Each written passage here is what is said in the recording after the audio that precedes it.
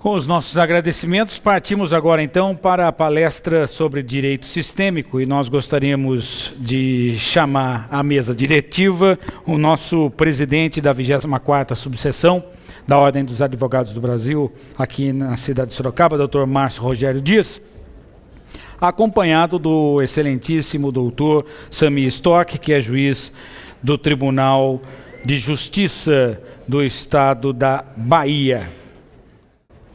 Sem delongas, já passo a palavra ao doutor Márcio Rogério Dias, que é o presidente desta mesa.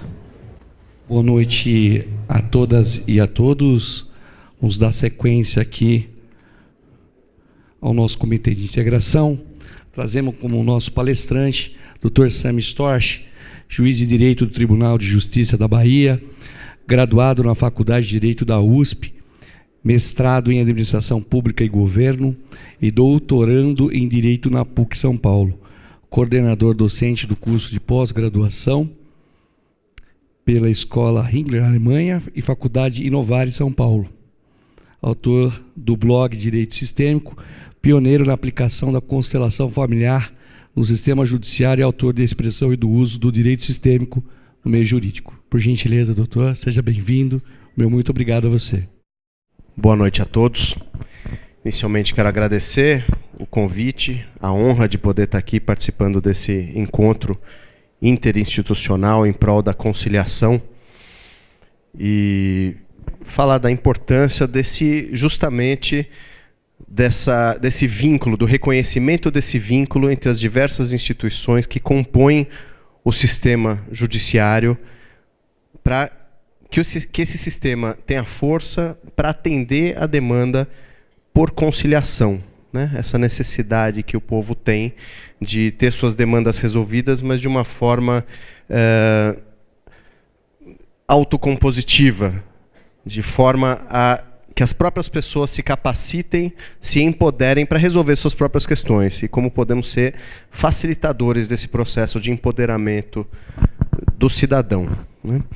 E então eu tenho o prazer de falar aqui, em breves palavras, né, de uma forma introdutória, sobre o direito sistêmico e as constelações familiares no judiciário. As constelações, elas têm justamente uma abordagem sistêmica. Elas pressupõem uma visão de que todos estão interligados, de que uma pessoa não é isolada de outras, né? Principalmente no âmbito de sua família. O sistema mais essencial ao qual todos pertencemos é a família. Então trata-se de uma abordagem além do pensamento sistêmico, que já é largamente aceito e considerado, mas é um aprofundamento do pensamento sistêmico trazido pelo Bert Hellinger, um alemão, né, que hoje está com 92 anos de idade, e que criou as constelações familiares nessa abordagem, onde, através da visão sistêmica, ele pôde descobrir que os membros de uma família estão profundamente conectados entre si.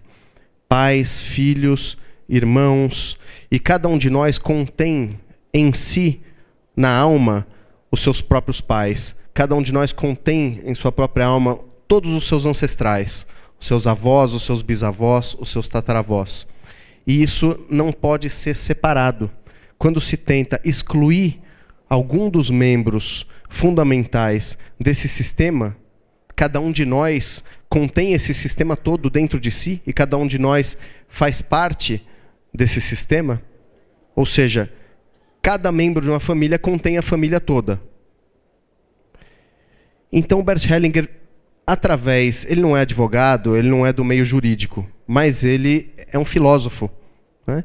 E grandes pensadores foram filósofos e que influenciaram as ciências em diversas áreas, inclusive na ciência jurídica.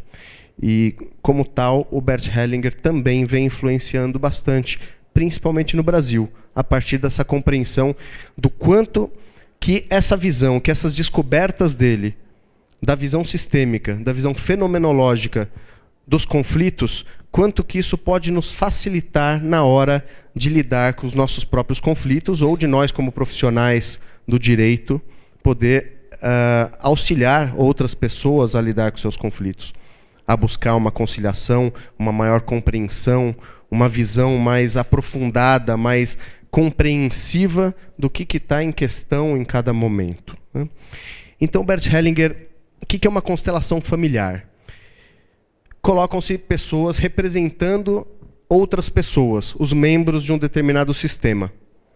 Então, tem uma família, a gente coloca um representante para o pai, um representante para a mãe, uma representante para o filho, a partir de uma questão trazida por um desses membros, ou pela família toda, por uma das pessoas, né? Então, o Bert começou como terapeuta. Ele era um padre, foi trabalhar com o povo Zulu na África do Sul, e ficou lá durante 16 anos, foi diretor de escolas, e estudou dinâmicas de grupo e diversas terapias, Gestalt, terapia primal, entre outras, análise transacional. E a partir daí ele percebeu que, colocando representantes no lugar das pessoas, esses representantes eles passam a manifestar, a expressar sentimentos ocultos que estão nesse sistema. Quer dizer, vem à tona sentimentos, movimentos, impulsos, dinâmicas que estão presentes nesse sistema, mas que não são conscientes. Então, é possível, através da constelação, se dar uma clareza, se trazer uma clareza maior para aquilo com o qual estamos lidando, do que simplesmente um debate verbal, ouvindo-se as partes. É claro que a escuta é importante, que isso tem o seu lugar na mediação e no nosso trabalho em geral. Mas, às vezes, as palavras enganam, né? A mente, a pessoa já chega com toda uma defesa, com todo um argumento para justificar que ela é como é, né? Nós somos todos assim muito especialistas em justificar por que nós somos assim, né? Só que é justamente aquilo que está oculto é que traz a solução, muitas vezes. Então, a constelação permite que isso venha à tona, que venha à luz aquilo que está oculto, aquilo que as pessoas estão agindo sem saber por quê, aquele padrão que as pessoas repetem sem saber, contra a própria vontade, muitas vezes, né? O que faz com que, por exemplo, uma pessoa se envolva reiteradamente em dinâmicas de violência doméstica? Uma vítima de violência doméstica. Por que é tão difícil ela sair desse lugar? E é difícil mesmo. Não basta dar recursos jurídicos, uma lei, Maria da Penha, uma delegacia que a atenda. Isso não é suficiente. Para quem trabalha, eu vejo que a maior parte aqui dos que falaram são da área federal, né? Eu trabalho na área estadual, a gente lida mais diretamente com essas questões familiares. Mas é incrível como é comum a pessoa dar uma queixa por violência doméstica, receber uma liminar que determine o afastamento do agressor do lar, e daqui a pouco a própria vítima está descumprindo e volta a conviver com o agressor e pede para revogar a liminar, e pede para o agressor ser solto quando ele está preso. Isso é muito comum, né? Da mesma forma, vícios, drogas. Será que é suficiente esclarecer verbalmente, explicar para a pessoa os malefícios da droga? Como ainda determina a nossa lei, né? Que a gente tem que explicar, dar uma bronca no usuário para explicar os malefícios da droga. Qual será a eficácia disso, né? A pessoa já sabe. No entanto, há algo que é mais forte do que ela, que a conduz. Ela fala, não vou mais fazer isso porque isso me faz mal. Mas tem algo que a conduz a repetir esse padrão, né? Então, Bert Hellinger, a partir dessas dinâmicas, desse trabalho com as constelações, ele percebeu que existem ordens sistêmicas, que todos os sistemas são regidos por leis naturais, que são superiores à vontade individual. Por força desse vínculo que liga cada indivíduo à sua família, essa pessoa ela tende a repetir padrões familiares, mesmo que individualmente ela não o queira, né? E isso se dá justamente com mais força em relação àqueles que foram excluídos. Então, a lei mais fundamental, eu vou falar brevemente dessas leis, porque elas têm diversos desdobramentos, diversas nuances que se aplicam em todo tipo de conflito, inclusive na área federal, inclusive na área de consumidor, na área securitária, São leis que valem para todas as relações humanas. É uma ciência dos relacionamentos humanos. Mas a partir da mais fundamental, a gente já pode tirar algumas conclusões. Então, a principal lei é a lei do pertencimento. Todos os membros de um sistema têm o mesmo direito de pertencer a esse sistema. No caso das famílias, os membros, todos que já pertenceram, sempre terão o direito de pertencer, no lugar adequado, no lugar próprio. Ou seja, não se pode excluir alguém de uma família.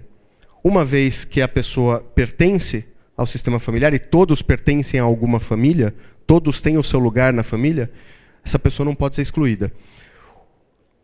Quando alguém é excluído, o que acontece?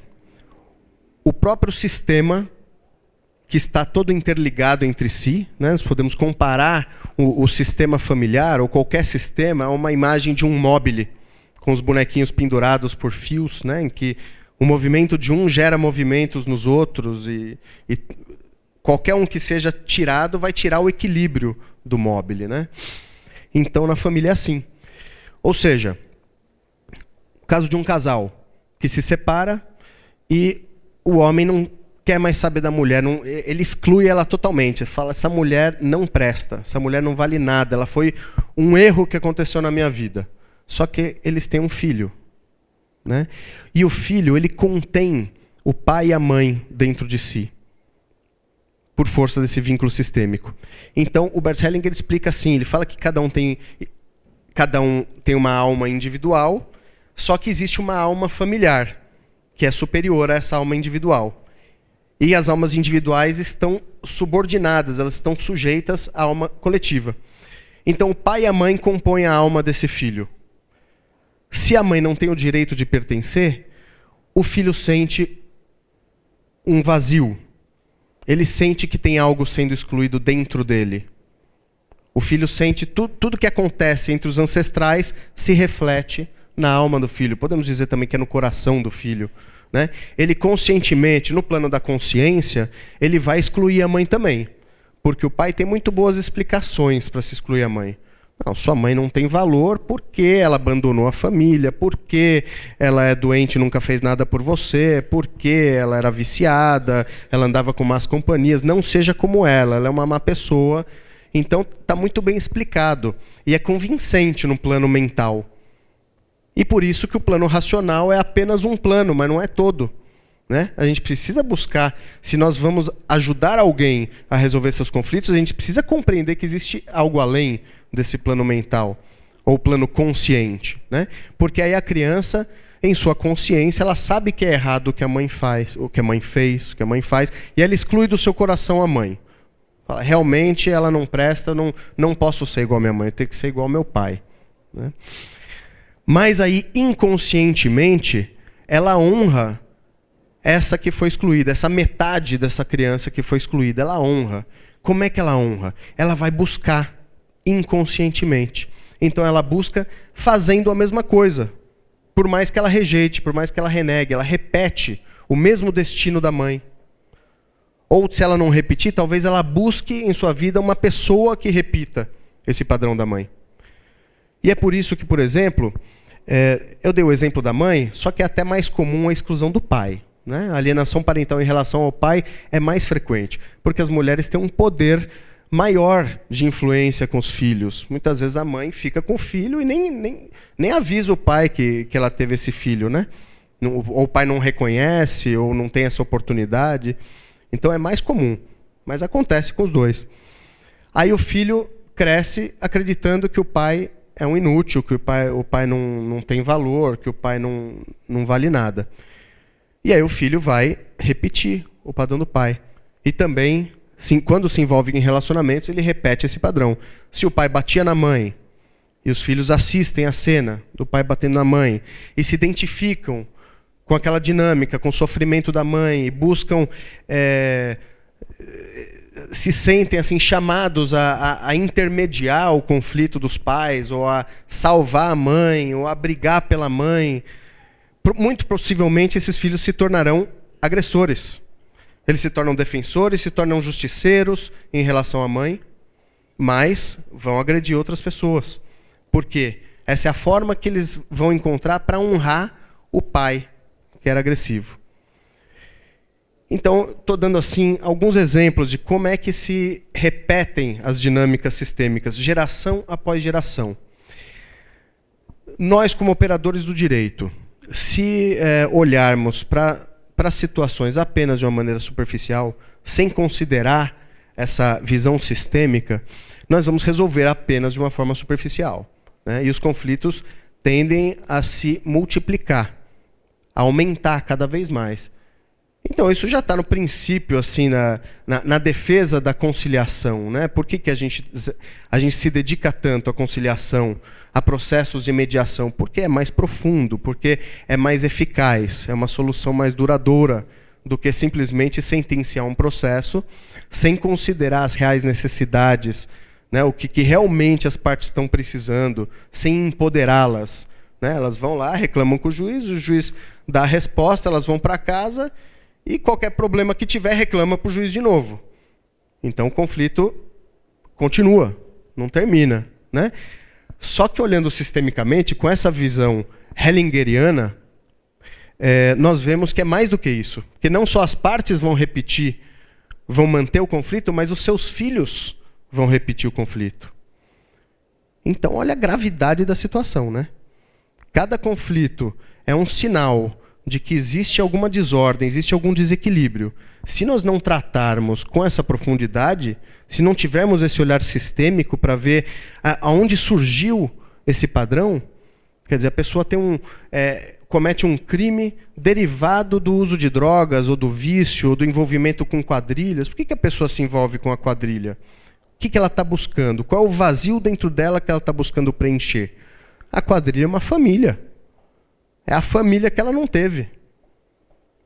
Ou a família que condenaram, né? Sua família não é boa, seus pais não são bons. Aí o jovem não se sente, ele se sente proibido de tomar os seus pais como seus pais, de tê-los no lugar de seus pais. Por quê? Porque os pais são julgados maus, né? Então o jovem se revolta. Porque, bom, se os meus pais são maus, quem sou eu, então? Né? E se o filho é composto dos pais? Quem que os filhos têm no coração a não ser os pais? Né? Por mais que, independentemente dos julgamentos que a sociedade faça, mas para um filho, isso é muito grave. Né? Então o filho se revolta contra os pais, porque são maus pais, se revolta contra os pais, se revolta contra a sociedade e vai buscar o quê? Preencher aquele vazio, porque os filhos precisam dos pais. Então vai preencher os vazios com o quê? Com outras figuras de autoridades paralela, né? Os traficantes, por exemplo. Vão preencher o vazio, aquele apego, aquele abraço que eles gostariam de ter tido do pai, né? De ter acesso à criança que quer abraçar o pai, se sentir segura, sentir que tem uma proteção, sentir que pertence aquele lugar, né? O filho, quando se sente seguro junto ao pai, não tem o pai, então vai se sentir seguro junto a quem? Junto a alguém que o protege, alguém que exerce essa função, né? Um traficante, por exemplo, um chefe de quadrilha, por exemplo, ou até um abusador, que os abusadores também substituem sistemicamente a ausência, a carência que a pessoa sente dos pais. Então nós já observamos como é mais frequente pessoas que não tiveram o acesso ao pai no coração, que tiveram o pai excluído no coração por uma dinâmica de alienação parental, seja se foi feita pela mãe ou pela sociedade por algum outro motivo, né? Mas elas estão muito mais sujeitas, muito mais expostas a abusos, justamente porque elas buscam inconscientemente alguém que substitua o pai. Então o que a gente precisa fazer? A gente precisa devolver o pai para elas. Essas crianças, esses jovens precisam dos seus pais, não precisam de outras pessoas. Claro, outras pessoas podem ajudar, mas não tentando tomar o lugar dos pais. Assim, seus pais não são bons, eu vou resolver isso para você. É uma postura até comum por parte de um juiz, um promotor, um advogado, né? Por que a gente se torna juiz, promotor, advogado? Porque a gente gosta de ajudar as pessoas. A gente tem uma vocação para querer colocar algo em ordem. Tem uma vocação para perceber que alguma coisa não tá correta e algo precisa ser feito para que as coisas sejam colocadas em ordem. Nós buscamos a ordem, né? Ordem traz progresso. Nós acreditamos nisso. Então, que ordem é essa? E aí, quando eu conheci o Bert Hellinger e a filosofia das constelações, eu percebi que que essa ordem natural, ela pode contribuir muito com o que nós compreendemos, com o que é a ordem, né?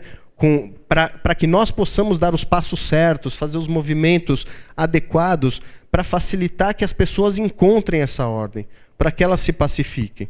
A experiência eu fiz primeiro comigo, né? Eu fui num grupo de constelação familiar que me falaram e fiquei maravilhado assim, com a rapidez e a profundidade, a percepção do terapeuta, né, que trabalhava com a constelação, e como com poucas frases, com poucos movimentos, era possível reconciliar pessoas assim, um filho que não falava com a mãe há anos, e de repente com a constelação ele percebe como é que ele estava sendo arrogante, julgando a mãe, porque não importa por quê, né? Não cabe ao filho julgar a mãe.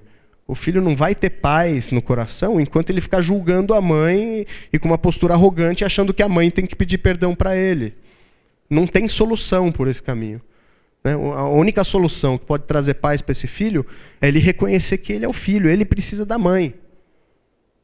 Que ela é a única mãe, é a mãe certa para ele, independente do que ela tenha feito.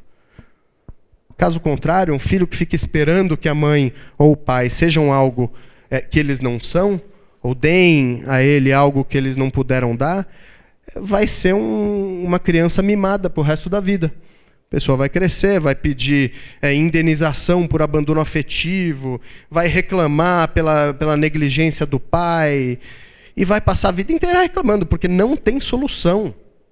Não tem solução para uma situação dessa. Meu Deus, acabou o tempo. Eu estou começando. Mas tudo bem, eu entendo. Pode seguir mais um pouquinho? Eu vou pular a parte intermediária, vou para a conclusão, tá? Obrigado. Bom, então são alguns exemplos, né, das ordens sistêmicas descobertas por Bert Hellinger e como que isso influencia, como que isso tem a ver com as nossas questões jurídicas, né? Eu era advogado na época, aqui em São Paulo, quando eu conheci as constelações. E depois que eu passei no concurso para juiz, eu logo me vi naquela situação assim, enxugando gelo, né? Parecia que era nadar contra a maré, não tinha solução daquele jeito. E quando eu comecei a usar técnicas e conhecimentos da constelação familiar no meu trabalho, isso facilitou muito a obtenção de conciliações tidas às vezes como impossíveis, assim, casos de inventários de 10, 15 anos em que as pessoas não se reconheciam, não se falavam, não tinha comunicação, às vezes 2 ramos da família que um não reconhecia o outro, né? E aí eu comecei a experimentar, fazer constelações. Inicialmente de forma discreta, nas audiências, e depois comecei a fazer de forma coletiva, né? Resolvi abrir o jogo. Falar, ó, isso aqui é constelação. E aí começou a ganhar uma repercussão, né? Foi um passo assim, um tanto ousado, porque ninguém nunca tinha feito isso, mas a primeira vez que eu fiz gerou um impacto assim na comunidade.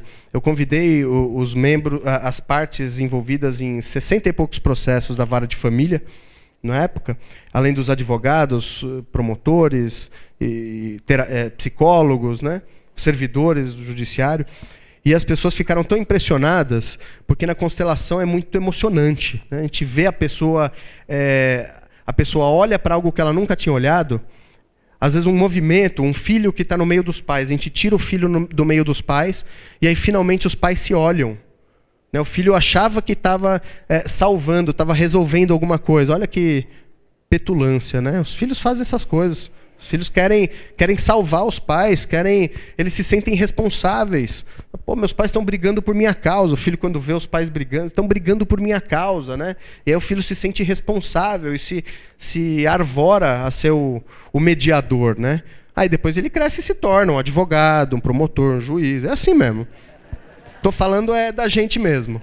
Nada muito estranho, né? Mas numa constelação, quando a gente faz um movimento desse, de tirar o filho do meio, aí de repente os pais se olham, aí o filho vê que ele estava atrapalhando, na verdade. Ele sente um grande alívio. Aquele peso, aquela carga que ele sentia, que ele estava carregando, uma coisa que não era dele, e que ele pode se libertar. Né? Então, isso está sendo muito usado em escolas também, para aliviar as crianças, para as crianças estarem mais disponíveis para o estudo. Uma criança que está envolvida no conflito dos pais não consegue estudar. Ela desenvolve outros sintomas, né? Déficit de atenção, aí vai os médicos, dá remédio. E quando a dinâmica real que está acontecendo, oculta, é muito simples. O filho está ocupando um lugar que não é dele.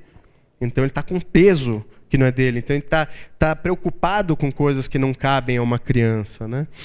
E no âmbito do judiciário, isso está facilitando muito, né, as conciliações. Na vara de família, hoje eu estou em Itabuna, que tem um fluxo bem maior, a média de acordos é de 90%, mas já pude também fazer algumas experiências na vara criminal, vara de infância e juventude, e no curso que nós temos, a pós-graduação de Direito Sistêmico, já temos cerca de 90 alunos de diversas áreas fazendo um monte de experiências pelo Brasil. Assim. Isso da primeira turma. Tem a segunda turma com mais 100 alunos também. Isso está se espalhando de uma forma muito impressionante pelos tribunais do Brasil, em varas de família, em cadastros de adoção para trabalhar com adotantes, para preparar os adotantes a olhar para o sistema das crianças que vão ser adotadas. As crianças, elas vêm com os pais biológicos. Elas não são tiradas, tenta-se tirá-las dos pais biológicos, anula-se o registro de nascimento, só que os pais biológicos estão presentes no coração dessas crianças. E essas crianças só vão se entregar para serem bem acolhidas, só vão aceitar a ajuda de quem chega depois, dos adotantes ou de instituições, de cuidadores. Eles só vão abrir o coração se forem respeitadas em sua origem, que inclui os pais biológicos com o destino que tiveram, por mais difícil que isso possa parecer. Mas essa é a realidade, é aí que está a dignidade desses adolescentes. A dignidade deles está em ser quem eles são, com a história que eles têm, com os pais sendo quem são também, não sendo excluídos. Né? Bom, outras ordens descobertas pelo Bert Hellinger, por exemplo, o equilíbrio entre o dar e o receber nas relações. Isso tem que estar presente em todas as relações de trabalho, em relações de empresas, em organizações, internamente no poder judiciário, em outras organizações. E sempre que lidamos com empresas, sempre que lidamos com contratos, precisamos ter isso em vista. Que equilíbrio é esse? Esse equilíbrio está sendo respeitado? Uma empresa que tem muitos problemas com consumidores ou com empregados, todos querem processar a empresa, todos têm raiva da empresa. Será que tem equilíbrio nisso aí? Às vezes o desequilíbrio ocorre por razões ocultas do passado de uma organização. Algum fundador que foi excluído, algum dano coletivo que essa empresa tenha causado e que não tenha pagado preço, um dano ambiental, um dano a uma comunidade, por exemplo, e que ela não tenha arcado com a responsabilidade, tenha tentado se desviar da responsabilidade, e aí gera um desequilíbrio, né? Gera uma dívida dessa empresa para com a comunidade. Todos sentem isso, às vezes de uma forma velada, de uma forma oculta. As pessoas não sabem por que tem raiva dessa empresa, mas tem. Todos sabem que existe um abuso, existe uma coisa mal resolvida no ar. Né? Isso acontece em organizações antigas. Quem que já não chegou num setor para trabalhar, num cartório antigo, em que aconteceram injustiças, em que teve pessoas excluídas, em que já ocorreram situações difíceis que não foram bem resolvidas? A gente chega no ambiente, acabou de chegar, mas já sente que tem alguma coisa errada. O clima é pesado. O clima é pesado. Aí chega um servidor recém-concursado, né? Um juiz animado, vou chegar, vou fazer um bom trabalho, aí entra num ambiente que já está carregado com aquele peso do passado, de coisas que aconteceram no passado e que já deixaram aquele clima de insatisfação. A pessoa é contagiada rapidinho. Então a abordagem das constelações pode nos ajudar tanto no trabalho em si, né, no ambiente organizacional, como a lidar com essas organizações que também têm desequilíbrios com a sociedade, ou internamente, ou entre sócios. Enfim, é algo muito amplo que eu não vou ter condição de estender mais agora, né? Sim. Um exemplo na prática.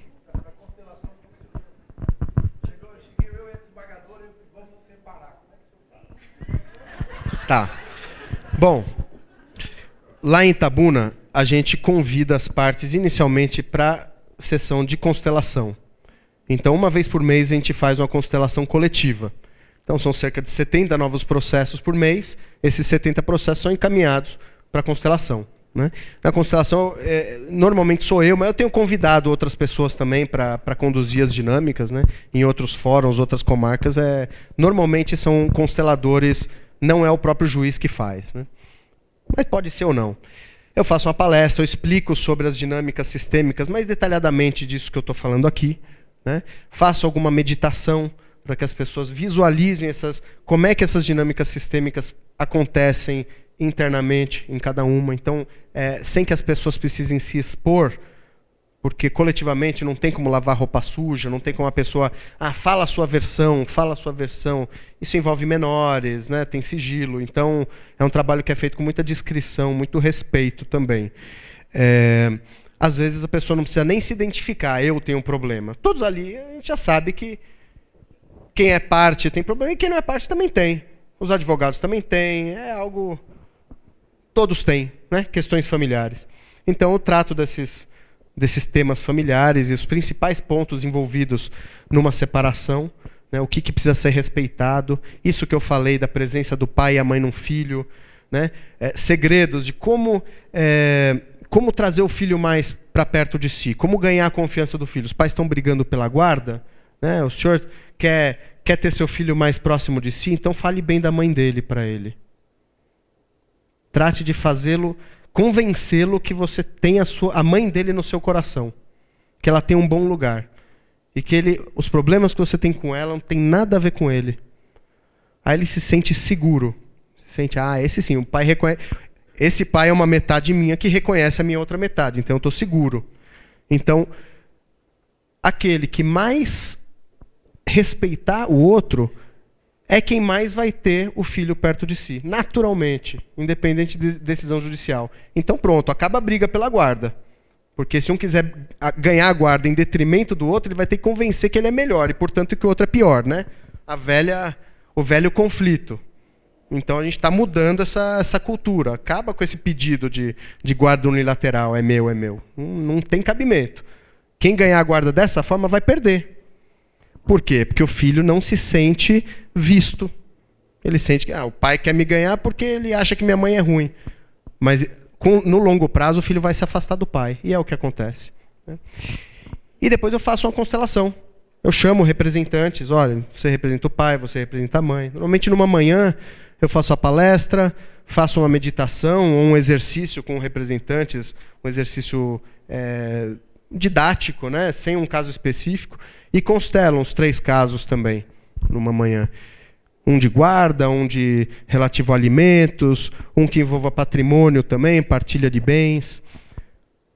Eu faço vivências específicas sobre heranças também, porque são casos mais densos, né? Então convido menos gente para olhar com mais demoradamente para questões envolvendo inventários. E costumo usar o mesmo modelo também em outras áreas, quando eu trabalhei em vara criminal e de infância e juventude. Faço workshops, às vezes, numa instituição de acolhimento, por exemplo, para trabalhar com os adolescentes, para ver a possibilidade de encaminhamento a famílias substitutas, a devolver para a família de origem. Então, são muitas possibilidades, né? Agora, nós estamos abrindo novas trilhas, né? Isso é novidade. Então, existem muitas possibilidades. Mas o que tem sido mais adotado é essa forma, porque eu vejo que coletivamente isso tem mais efeito do que na audiência. Eu comecei fazendo nas audiências, assim, com menos gente. Só que, coletivamente, as pessoas se expõem menos e se entregam mais. A pessoa participa como representante, Ninguém sabe. Pode ser o caso dela ou não, mas normalmente tem a ver.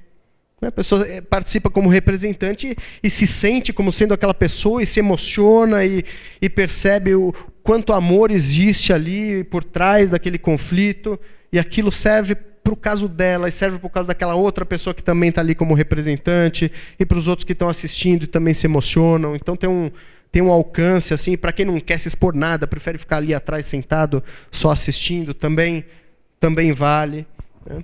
E um dos efeitos mais interessantes é como isso chega nos advogados e nos servidores também.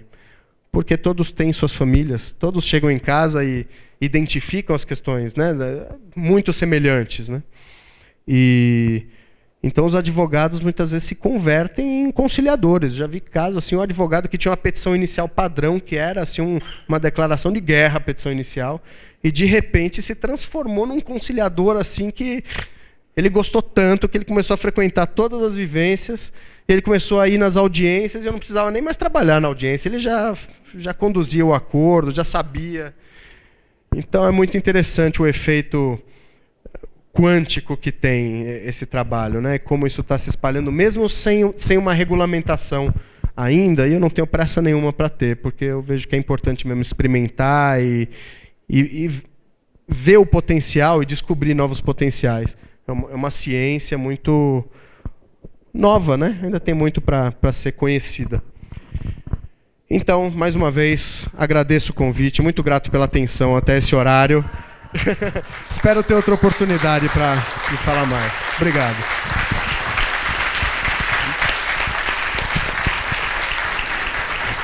Nós agradecemos Dr. Sami Stock, também agradecemos Dr. Márcio Rogério Dias, presentes a esta mesa e palestra final desta noite. E gostaríamos de convidar a doutora Maria Cláudia Tognocchi Finesse, secretária adjunta da 24ª Subseção da Ordem dos Advogados do Brasil e também coordenadora regional da Mulher Advogada da OAB, para que entregue um mimo ao nosso conferencista desta noite, nosso conferencista final.